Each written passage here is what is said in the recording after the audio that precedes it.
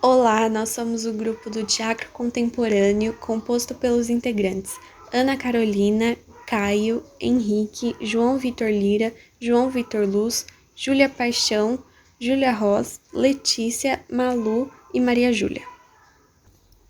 Neste trabalho, nós buscamos relacionar obras do teatro contemporâneo, como Tempos Modernos e a Ópera dos Cresvintens, com problemas atuais e, por meio destes, analisar a sociedade e suas estruturas. Tempos Modernos é um icônico filme de Charlie Chaplin de 1936, conhecido por sua crítica satírica ao capitalismo industrial. O filme é relevante até os dias de hoje por abordar temas como alienação e dignidade humana, sendo não apenas um marco cinematográfico, mas também uma poderosa contribuição ao discurso político. Já a Ópera dos Cresvintens é uma peça teatral escrita por Bertolt Brecht em 1928, uma das obras mais influentes do teatro do século XX. A peça explora temas de ganância, corrupção e hipocrisia moral, criticando tanto os criminosos quanto a sociedade burguesa. Contexto histórico.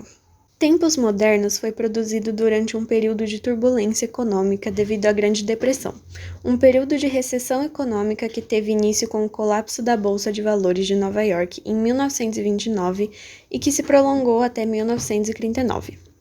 O filme reflete esse contexto ao representar as duras condições de trabalho e a desigualdade social que surgiu com o avanço da industrialização. Já a Ópera dos Cresvintens foi criada durante a República de Weimar, na Alemanha, um período de grande agitação social, marcado por crises econômicas e instabilidade política. Então, para trazer um pouco mais de contexto, a gente quis trazer um pouco da sinopse do filme em si, né? A gente trouxe aqui 3 personagens, sendo eles o próprio personagem do Chaplin, o Carlitos, e ele é o personagem que representa a classe trabalhadora, né? A gente trouxe também a Ellen, que é uma jovem órfã que ele conhece, e ela representa a resiliência e a esperança, sendo que a solidariedade entre eles representa a união presente e necessária entre a classe trabalhadora, né? A parte da mensagem do filme. Além disso, o Chaplin traz, como diretor, ele traz a figura do patrão, que ele enfatiza ainda mais a desumanização que a industrialização da época estava causando nos trabalhadores, né? Por causa do modo como ele... representada pelo modo como ele se comunica com os trabalhadores. Agora, partindo para o enredo, a gente sabe que o filme é sobre esse trabalhador que está numa fábrica em que a única função dele é rosquear parafusos. E além do humor e dos outros fatores que acontecem, falando bem rapidamente, ele passa por um colapso nervoso devido à repetitividade e alta velocidade do trabalho. Uma cena icônica que mostra isso é aquela que ele não consegue parar de fazer o movimento de rosquear o parafuso, né? Que acho que é uma cena que todo mundo conhece. E quando ele sai da fábrica, sendo demitido desse trabalho, né? Ele conhece essa jovem. E o filme progride mostrando o embate do Carlitos com a lei, né? Primeiro uma cena em que ele se envolve em um protesto, em uma greve, acaba na prisão. E outras cenas nessa mesma temática. Além da busca por trabalho digno, né? Procurando outros empregos e etc. A cena final mostra a Ellen e o Carlitos, esses 2 personagens que representam a classe trabalhadora, indo em direção ao amanhecer, numa mensagem de esperança para uma solução, entre aspas, né? Tipo, considerando a crítica que o Chaplin traz, a esperança de que esses acontecimentos mudem. Bom, agora, quais as críticas que estão presentes, né? Então, considerando o contexto da época e as próprias crenças do Chaplin, etc., nós sabemos que esse filme é uma crítica ao capitalismo industrial e à mecanização da vida cotidiana. Bom, novamente posso mencionar uma cena, que seria a cena inicial, em que Carlitos é literalmente sugado para dentro da máquina, né? Tipo, que cena que seria mais explícita de que o trabalhador é só uma peça na máquina. Bom, e a cena icônica que eu já mencionei, ela traz essa questão da da perda da humanidade, com esse movimento praticamente robótico que ele tá fazendo, né? Trazendo também uma mensagem da falta de conexão que o trabalhador tem com o trabalho prestado. Em diversas cenas, o filme também mostra que esse processo de industrialização está sendo feito, está, à custa da exploração dos menos privilegiados, enfatizando a luta por dignidade dentro da pobreza. Então, exemplificando outra cena, existe a cena em que uma mãe rouba comida para alimentar seus filhos, um fato que infelizmente não é estranho para nós na atualidade. Outro ponto muito interessante, que a gente vai falar mais a fundo mais pra frente, é o uso do som que Chaplin traz, né? Então, usando o recurso dentro do cinema mudo, em vez de se utilizar de música, ele se utiliza do som da mecânico da indústria, né?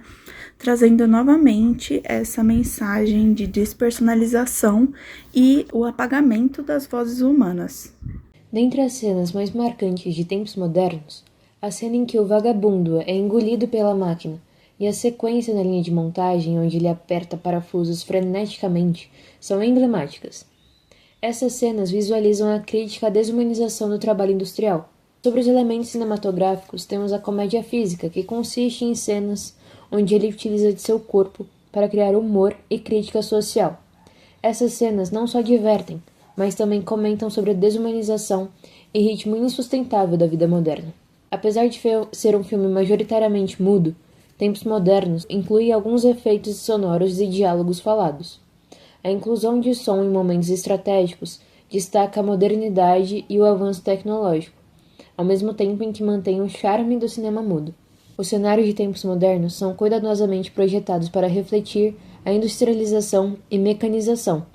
O design de produção ajuda a estabelecer a atmosfera do filme e reforçar seus temas centrais. Por fim, o ritmo do filme é cuidadosamente controlado para manter o público envolvido, alternando entre cenas rápidas e frenéticas, como as da fábrica, e momentos mais lentos e introspectivos, como aqueles entre o vagabundo e a jovem sem teto. Esse equilíbrio de ritmo mantém o interesse do espectador e permite uma exploração mais profunda dos temas do filme. Agora, sobre a Ópera dos Três Vinténs. Embora seja uma peça teatral e não tenha cenas específicas como o filme, o uso de cenários e encenação da exploração econômica são fundamentais. As músicas e diálogos expõem as condições sociais de forma crua.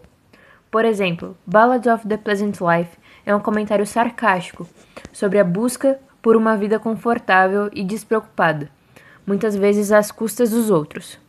Reflete a superficialidade e ganância da sociedade burguesa. A letra descreve os prazeres de uma vida fácil e as várias formas de exploração que permitem esse estilo de vida, criticando a hipocrisia e a indiferença dos privilegiados. Sobre os elementos da ópera, Brecht utiliza o chamado teatro épico, uma forma de teatro que visa provocar a reflexão crítica do público, em vez de sua simples imersão emocional. Ele quebra a quarta parede e usa narrações, cartazes e músicas que comentam a ação, e inclui cenas que distanciam o espectador. A Ópera dos Três Vinténs é outra obra icônica da época, refletindo o cenário desigual da sociedade utilizando de protagonistas marginalizados. Dentre suas críticas, podemos citar a corrupção, representada pelo personagem de Pichon, o líder dos mendigos, que manipula a lei a seu favor em detrimento dos mais fracos.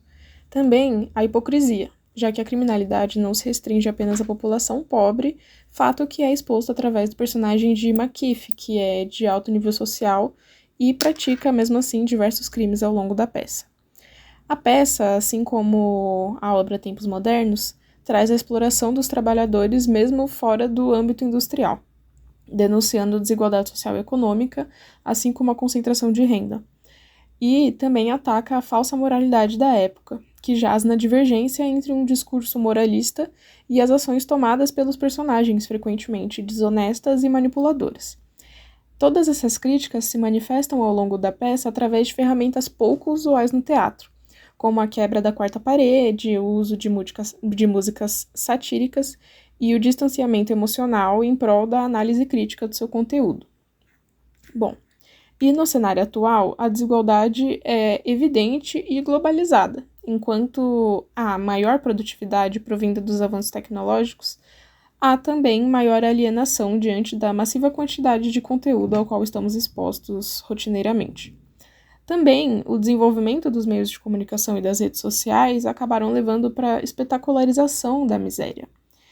E, atualmente, nós podemos encontrar pontes entre as questões e críticas trazidas por ambas as obras e os princípios da Constituição Federal de 1988. Enquanto tempos modernos, por exemplo, nos demonstra a necessidade de defender a dignidade da população e dos trabalhadores, o artigo 1º da Constituição brasileira estabelece a dignidade da pessoa humana como um dos fundamentos da República, e o artigo 7º trata dos direitos trabalhistas, como salário mínimo, jornada de trabalho limitada e condições de trabalho seguras e saudáveis. Já os direitos sociais, nós podemos pensar que ambas as obras expõem a pobreza e a vulnerabilidade, e essas podem ser analisadas pelo artigo 6º da Constituição, que define direitos sociais básicos como educação, saúde, alimentação, trabalho e moradia.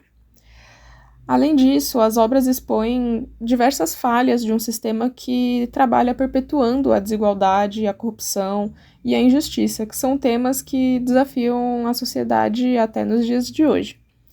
Então, inspiram e representam a importância da luta por uma sociedade justa e igualitária, pelo combate à desigualdade social e de gênero, e a busca por uma sociedade onde os direitos humanos sejam plenamente respeitados e garantidos para todos. Após analisar Tempos Modernos e a Ópera dos Cres Vinténs, fica claro que ambas as obras criticam o capitalismo e suas consequências. Elas abordam a exploração dos trabalhadores e a hipocrisia dos ricos, destacando problemas como a desigualdade social, as condições precárias de trabalho e a alienação causada pelo sistema capitalista. Chaplin, com sua comédia satírica, e Brecht, com sua narrativa épica, tecem críticas relevantes até os dias de hoje, relacionadas a trabalho e igualdade. Ao trazer as obras para o diálogo contemporâneo, é possível entender a relação entre arte, trabalho e sociedade.